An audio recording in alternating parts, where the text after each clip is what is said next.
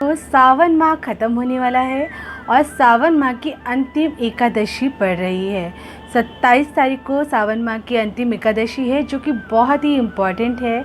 इस एकादशी पे किया हुआ उपाय करने से बहुत जल्दी आपको लाभ मिलता है। वैसे तो हर एकादशी बहुत अपने आप में ही बहुत इम्पॉर्टेंट होती है, लेकिन ये क्योंकि ये सावन में पड़ रही है और सावन की अंतिम एकादशी है, तो इसको अपने हाथ से बिल्कुल भी ना जाने दें। और इस दिन किया गया उपाय जो भी आप करते हैं, इससे आपकी मनोवांछित इच्छा ज़रूर पूरी होती है।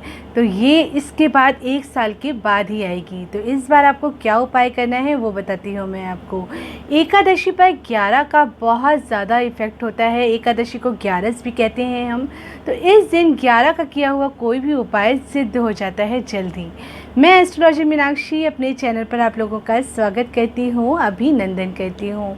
आप मुझे फॉलो करने के लिए मेरे इंस्टाग्राम पर एस्ट्रोलॉजी मीनाक्षी के नाम से फॉलो कर सकते हैं और फेसबुक पर भी एस्ट्रोलॉजी मीनाक्षी के नाम से मुझे फॉलो कर सकते हैं। अब एकादशी पर आपको क्या करना है, और क्योंकि ये सावन के दिन पड़ रही है और 27 अगस्त के दिन ही है एकादशी, तो चलिए हम जानते हैं कि आपको क्या करना है। आपको 11 दिए बनाने हैं और 11 दिए जलाने हैं। अब वो किस तरह से बनाने हैं और किस तरह से जलाने हैं कि आपकी हर इच्छा पूरी हो जाए।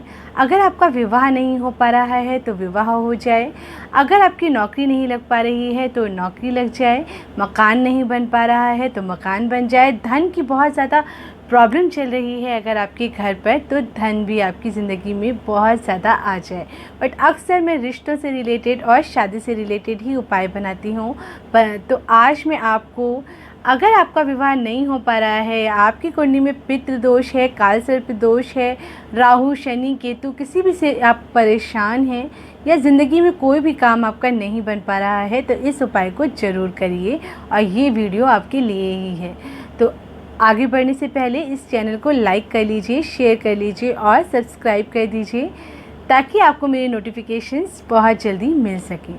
अब क्या करना है वो बताती हूँ। आप सब जानते हैं भगवान विष्णु समुद्र में इस समय शयन करते हैं। ये समय उनका समुद्र में शयन करने का होता है, और वो जब इस समय समुद्र में होते हैं तो ऐसा क्या खास उपाय करना है जिससे कि आपके मन की हर इच्छा पूरी हो। तो आटा ले लीजिए और आटे में थोड़ी सी हल्दी मिला लीजिए और उस आटे को हार्ड गूंथ लीजिए। आटे की आपको बनाने हैं 11 दिए। 11 दिए आटे के बनाने हैं, और दिए बनाने के लिए आटा थोड़ा हार्ड होना चाहिए। और आप पीले रंग का आटा जब हल्दी डालेंगे तो वो पीले रंग का गूंथ जाएगा। तो हल्दी वाला आटा गूंथ के फिर उसकी 11 आपको दिए बनाने हैं। ये काम आप सुबह सुबह ही कर लीजिए। सुबह सुबह नहा लीजिए। नहाने के बाद तैयार हो जाइए। आप साफ़ स्वच्छ वस्त्र पहन लीजिए। पीला रंग पहनेंगे तो बहुत अच्छी बात है, नहीं तो जो भी आपके पास है उसको पहन लीजिए। पीले रंग की चुन्नी ले लीजिए या रुमाल ले लीजिए।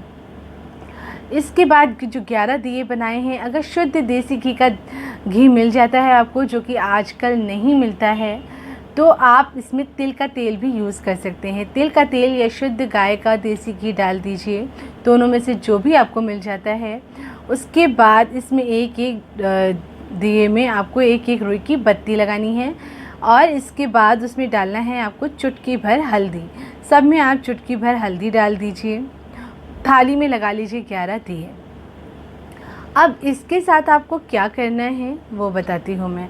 आपको लेने हैं 11 फूल, पीले रंग के 11 फूल ले लीजिए, और साथ में आप 11 केले भी मंदिर में चढ़ा सकते हैं प्रसाद के रूप में, या फिर 11 गुड़ की डली आप प्रसाद के रूप में चढ़ा सकते हैं, या फिर बेसन के लड्डू ले लीजिए और 11 बेसन के लड्डू आप प्रसाद के रूप में इस दिन भगवान विष्णु को या फिर भगवान कृष्ण जी को, जो भी आपको मंदिर में मिल जाते हैं, अगर विष्णु जी का मंदिर है आपके घर के आसपास तो वहीं पर चले जाइए और इस उपाय को करिए। मंदिर में अक्सर केले का पौधा होता ही है, जहाँ पर भी विष्णु जी की मूर्ति होती है वहाँ पर केले का पौधा होता ही है। और ये उपाय ऐसी जगह पर करिए जहाँ पर अक्सर लोग आते जाते हों, पूजा पाठ करते हों, ऐसी जगह पर ही आपको इस उपाय को करना है।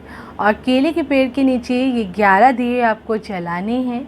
शाम के समय कर सकते हैं तो शाम के समय, या ब्रह्म मुहूर्त के समय अगर आप करते हैं तो ब्रह्म मुहूर्त के समय, यानी कि सुबह के 4 से 5 के बीच, या फिर शाम को प्रदोष काल के समय करना है।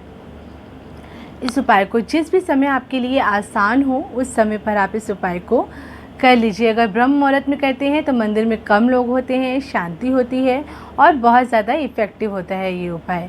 तो आप इसको कोशिश करिए कि ब्रह्म मुहूर्त में करिए, नहीं तो फिर प्रदोष काल में करिए। और ये दिए आपको वहाँ जलाने हैं और उसके बाद आपको जो 11 गुड़ की डली ले गए थे वो भी केले के पेड़ पर ही चढ़ा दीजिए। और या फिर आप अगर कृष्ण जी का मंदिर या विष्णु जी का मंदिर है तो वहाँ पर आपको ये चढ़ाना है।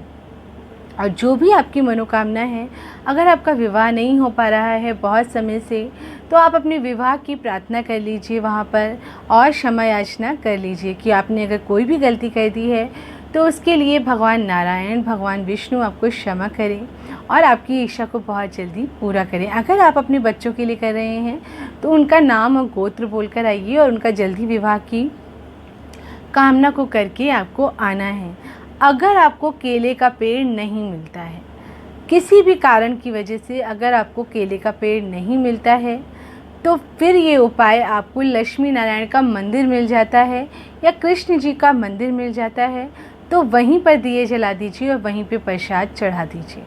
अगर वो भी नहीं आप कर पा रहे हैं तो पीपल का पेड़ किसी मंदिर में जहाँ पर पूजा होती हो वहाँ पर जाकर इस उपाय को कर लीजिए। और सबसे पहले आपको केले का पेड़ ही ढूंढना है, नहीं तो फिर आपको मंदिर में मूर्ति के पास जलाना है या फिर आपको पीपल के पेड़ के पास जलाना है।